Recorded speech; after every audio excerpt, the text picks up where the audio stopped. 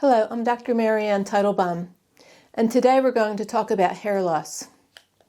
I've treated many cases of hair loss during my 35 years of practicing Ayurveda, and people usually think it's mainly men who lose their hair, but I've seen many women and even children lose their hair as well.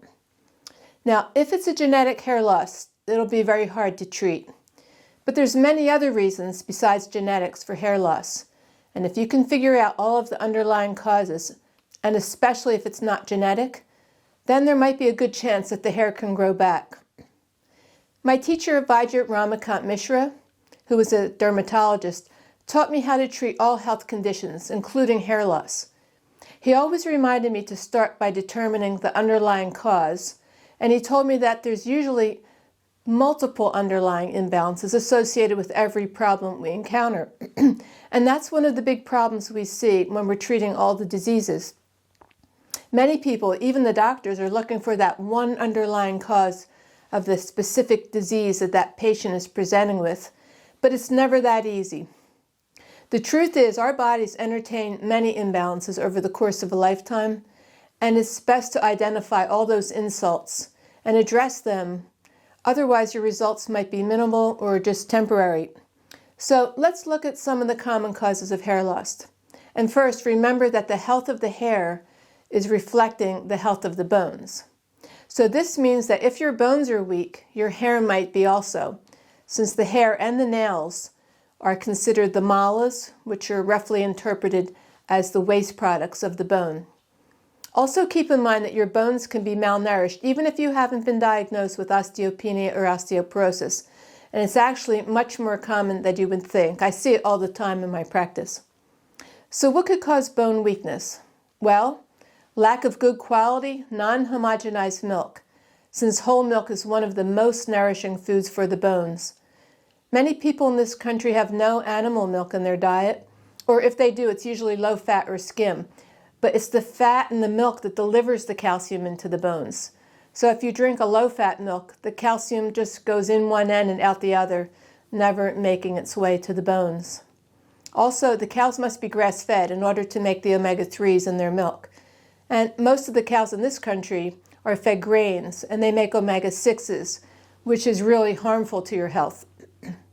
Plus, the milk needs to be boiled in order to melt the fat down so it can absorb into the bloodstream properly. And finally, milk should either be taken on an empty stomach or cooked into a grain. It doesn't mix well with other types of foods like meats, fresh fruits, and vegetables. So skip the oats soaked overnight in cold milk, which everyone's doing right now, and instead cook your oatmeal with milk and spices. Spices like whole cardamom pods and cinnamon sticks, which help you digest the protein and the sugar in the milk.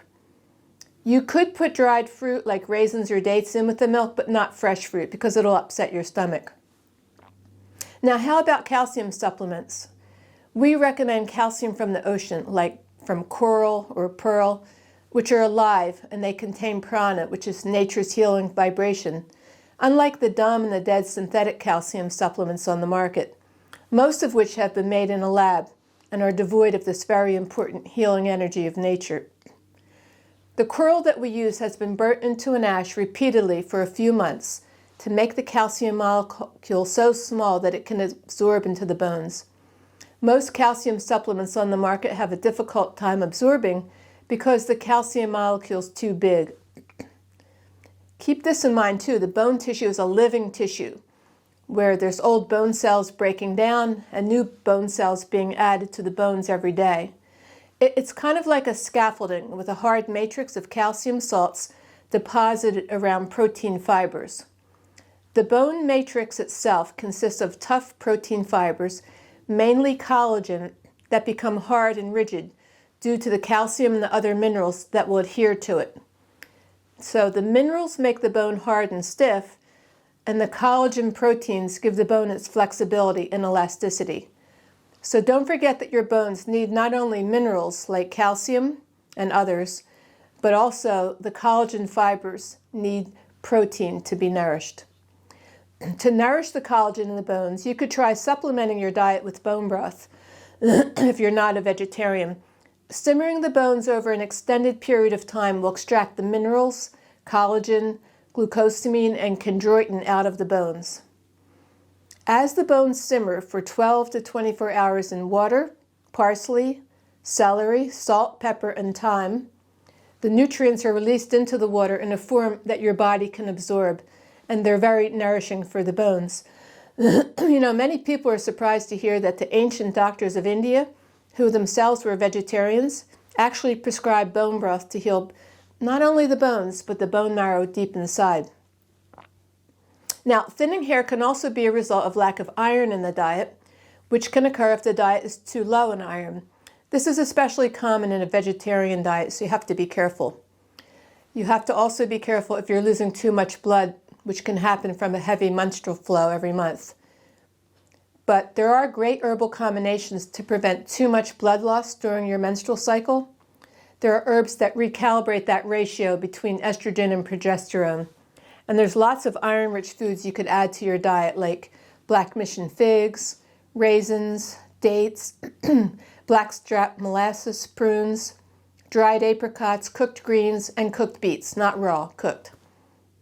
Ayurveda also recommends the use of iron basmas, which are Ayurvedically prepared iron supplements processed through repeated incinerations to aid in the absorption of the iron into the cells, in the same way that the calcium and all the other minerals are prepared. The ancient doctors of India wrote in their Ayurvedic textbooks that we need something from an animal every day in our diets, and that surprises so many people. So the vegetarians have to make sure that they're getting plenty of milk and milk products like yogurt, paneer, and other freshly made soft-cured cheeses. Many people who lose their hair are deficient in animal protein because, as I just stated, the matrix of the bones is made of collagen, which is made from animal protein. And don't forget, the fat tissue transforms into the bone tissue. So you have to eat plenty of really good healthy fats in the diet to nourish both your fat and your bone tissues. Fats like cultured or regular ghee made from grass-fed cow butter, organic cold-pressed olive oil, avocados, nuts, and seeds.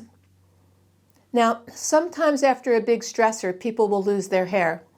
This is because the cortisol that they release from the adrenal glands during the period of stress both loosens the hair follicles, which allows the hair to fall out, and it disturbs the hair growth cycle, causing less hair growth. Now, once the stress is over, or if you've learned ways to deal better with the stress, then the hair will usually grow back. We use various versions of ashwagandha in Ayurveda to prevent the release of too much cortisol when we're under stress. That's why ashwagandha is one of the most widely used herbs in the whole of Ayurveda. Everyone's always under stress. So if the thyroid is weak, the bones will suffer and the hair will fall out. Now, there could be numerous reasons for a weak thyroid, like if there's fluoride in the drinking water, because fluoride is a poison to the thyroid. Drinking fluoridated water over the years will depress the entire function of the thyroid gland, causing the hair to fall out. Fluoride also disrupts normal bone formation, which could be another cause of thinning hair. In one study, women in a high fluoride community had double the fracture risk of women in a low fluoride community. Also, mercury depresses the thyroid function. Even low levels of mercury may lead to thyroid inflammation, hypothyroidism, and depression, because the mercury binds to the sites of the thyroid gland that the iodine is supposed to be binding to. Now, mercury is found in immunizations, especially in the flu shot, in many species of fish, old dental fillings, and in the air pollution, especially if you live near coal power plants.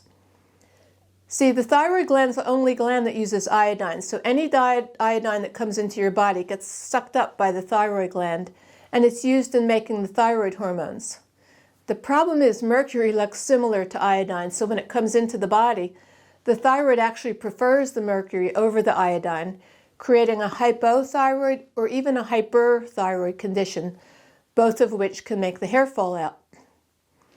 A large part of the hypothyroid cases I see every day in my practice are caused by these heavy metals. And the vast majority of the autoimmune diseases of the thyroid that I see, like Graves' disease and Hashimoto's, present with an overload of these two heavy metals. So think twice before drinking fluoridated water. It's very common here in the States.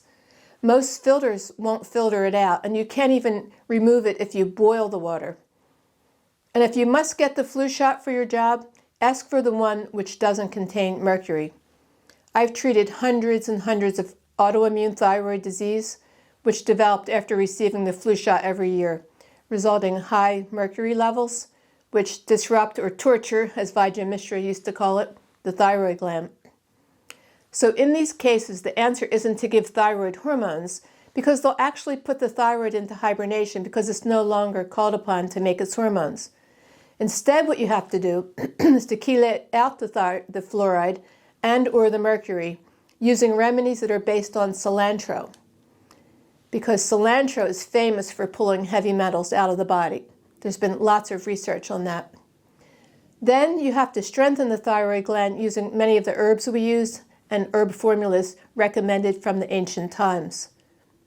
In the case of autoimmune thyroid diseases, you have to direct your therapies toward fixing the misguided immune system, which means focusing your attention on healing the friendly bacteria in the gut, the liver, and the bone marrow. That's what the immune system basically is. At the same time you're healing the immune system, you have to also support the thyroid gland to perk it back up. Nowadays, our immune systems are severely compromised from taking too many pharmaceuticals, which disrupt these three parts of the immune system. Take a look at my book, which is called Healing the Thyroid with Ayurveda, for a more in-depth discussion on how to heal the immune system to effectively reverse autoimmune diseases.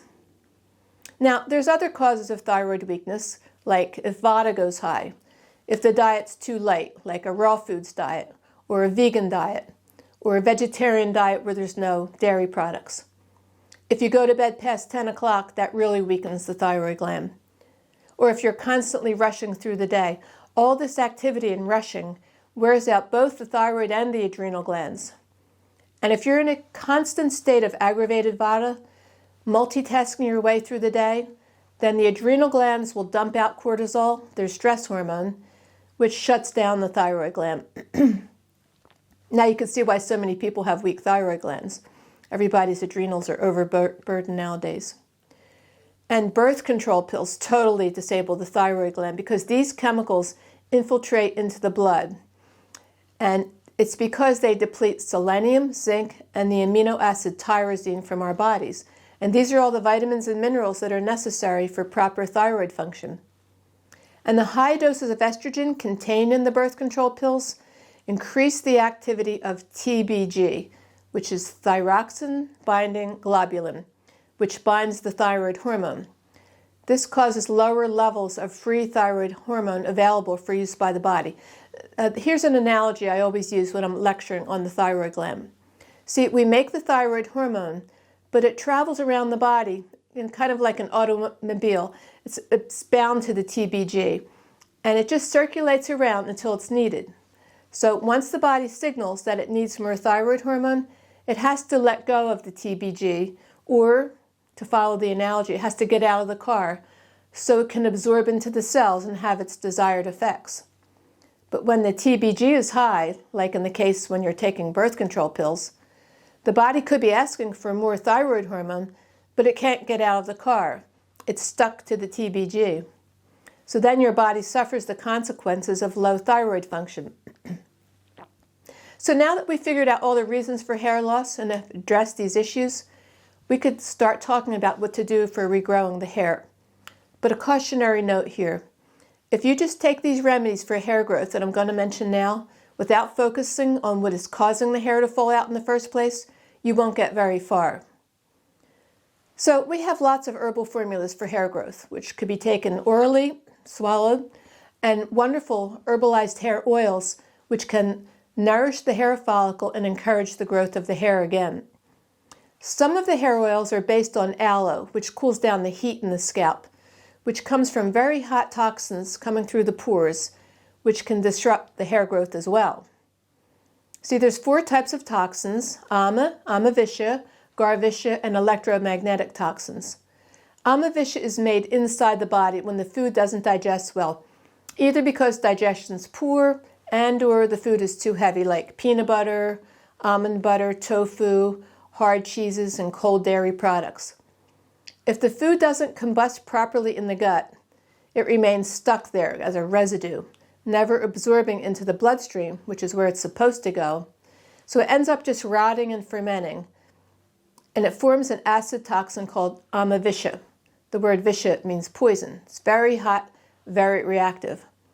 Also, if you've taken way too many pharmaceuticals, like too many antibiotics, birth control pills for years, or immunizations, these types of toxins coming from outside the body are called garvisha. So it turns out that both amavisha and garvisha, these two very hot toxins, can actually burn the hair follicle on their way out of the body. So our aloe hair oils cool this heat down, preventing the itchy and flaky scalp that accompanies these hot toxins as they ooze through the pores. Remember, your skin is the largest organ in the body, and it's an organ of elimination, which means it's dumping out toxins all day long through the pores. It's just doing what it knows how to do. But see, that includes the skin on the scalp as well.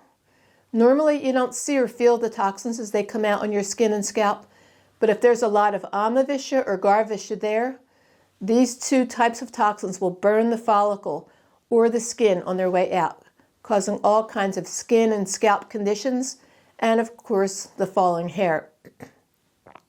Now, Vijay Mishra put Bringraj in all the hair formulas, since it's perhaps one of the most famous herbs for regrowing the hair, used all throughout Ayurveda. He also put herbs to nourish the bones as well as herbs to calm down the Vata, so that we could at the same time address all the underlying causes of the hair and the bone loss. So I hope this information helps you realize that there are other ways which can regrow hair besides taking pharmaceuticals or receiving steroid injections to the scalp, which even the doctors have admitted don't really work. These injections are especially scary for little children to receive, usually giving them a phobia of doctors after their many painful injections. One of my patients got up enough courage to ask her dermatologist to be honest with her and asked if she had ever seen steroid injections work to regrow the hair. And the reply was that honestly, no, the doctor had never seen them work. So you might as well try to find an approach that is more holistic, one which will treat all the underlying causes of the problem, and not just try to force the hair to grow back while ignoring the other areas of the body that are crying out for help. Thank you.